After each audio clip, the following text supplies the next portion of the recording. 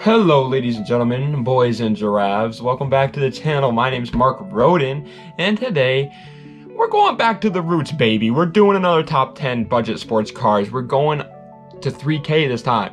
Next video is going to be 2K, and the last one's going to be 1K. We did a whole series. If you want to see that series, there's a playlist of my top 10s that you can find on my channel. But yeah, how's it going? How's everybody's day? One thing I would want to say really quick, I came up with this new idea that I think would be fun for the channel.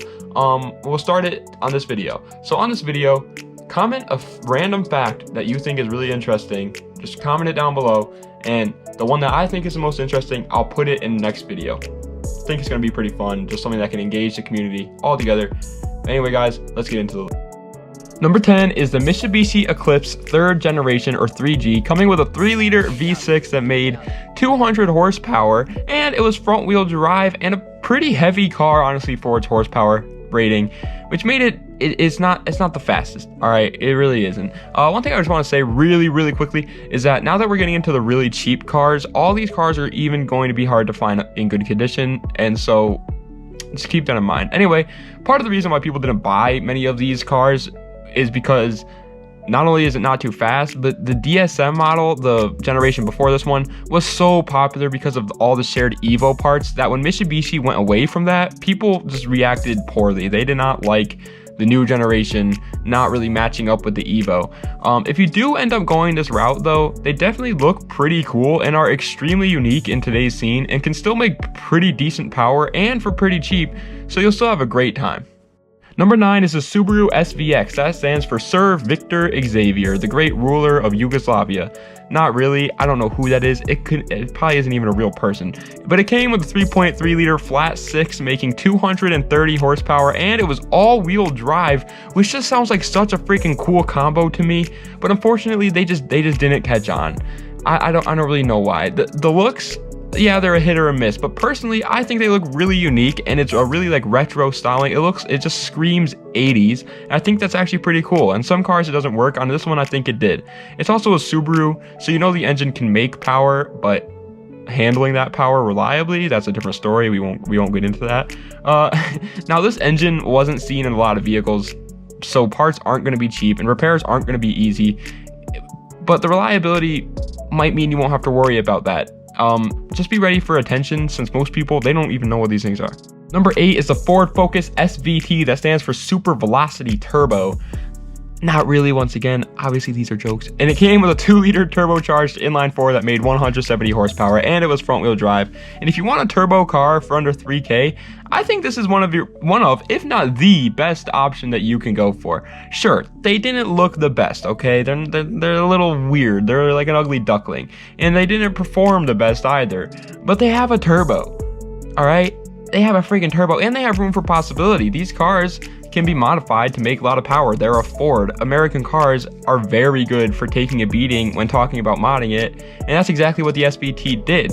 It just took everything that you threw at it. They're another car that not a lot of people own, and so if you want to stunt on people with something unique, here's another great choice. Number 7 is the Acura TL 3rd generation, coming with a 3.2-liter V6 that made 258 horsepower, and it was front-wheel drive, and it was one of my personal favorite Hondas / Acuras ever freaking built. I think they just look amazing. They have really freaking good horsepower, especially for a Honda, and it had a V6, which is just kind of weird because most Hondas just go with the inline 4s, but take it how you want. People mod these things, but usually they just go for a VIP style build, if you know what I mean, like with the whole like really nice interior, really nice lights and all that. But they can definitely be turned into a track beast, or not a drift beast since it's front wheel drive, but they can be turned into a little autocross legend. Also, you won't have to suffer from the typical like Honda hate, since most people don't even know that these things even exist, and so they're not going to roast you for owning an Acura. Repairs are extremely cheap and easy, and they're absolutely amazing for daily driving, but because of the rarity in them, they aren't the best choice. Number 6 is the Chevy Camaro Fox Body, or 4th generation, and it came with a 3.8-liter V6. Yes, we're talking about the base model V6. I'm sorry, please don't come to my house with pitchforks and torches.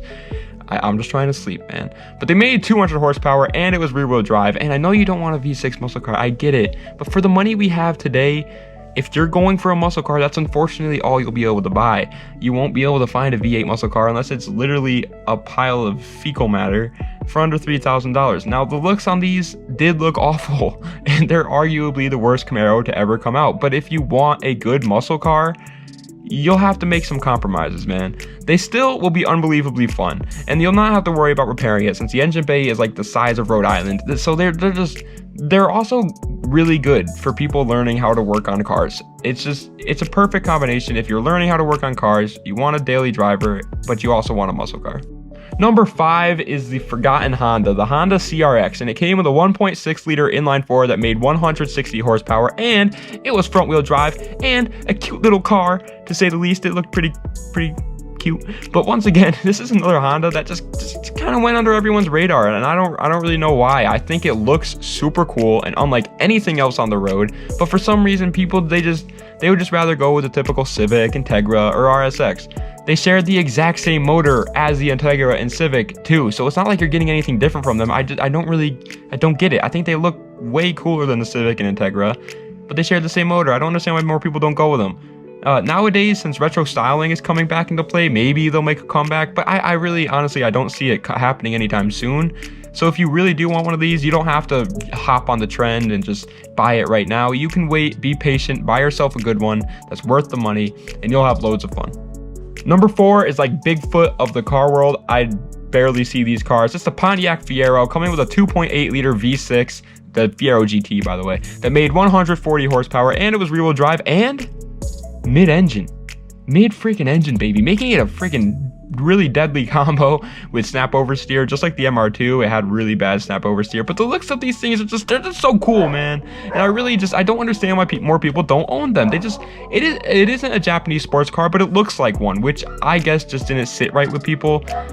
But like, it's awesome, man. It's like you get the best of both worlds: American built engine, but with a Japanese styling. This car is not for the person who needs a daily driver. It's more for the guy who needs a good project car but doesn't want to go with the norm 350Z, like myself, or a Civic. You'll definitely get a lot of people who don't know what kind of car this is, which will make for some good combos too. Third place, bronze medal, is the Volkswagen, the only Volkswagen that everybody loves, the GTI Mark III, coming with a 2-liter turbocharged inline 4 that made 150 horsepower, and it was front-wheel drive, and it looked freaking dope, man. All right, this is a dope looking freaking GTI. I love the old style GTIs. Oh my god, they look so much better than the new ones. I don't know where they're going with the new ones. The new ones just look like commuter cars. The old ones look so unique. I think mostly people would agree with that too. I'm just putting it out there. They also make for really good daily drivers. If you find yourself needing a daily driver but also really wanting one of these, don't worry, you can do it. As long as it wasn't owned by someone like you or me. Let's be honest, you and me would probably be on these things, so just be careful. They're really not too hard to work on, but parts definitely won't be cheap since they're getting older and they're a turbocharged Volkswagen. Second place, silver medal, the Lexus LS400, coming with a 4-liter V8 that made 290 horsepower, and it was rear-wheel drive. And if that sounds a little too good to be true, that's because, well, it kinda is. You will not find one that's worth it for under $3,000, but if you buy one going into it like with the mindset that it's going to be a project car, then they are out there. Most of these cars are running high $5,000s or $6,000 right now unfortunately, because of that whole TikTok fame clout thing. People want these cars way more than they ever did before.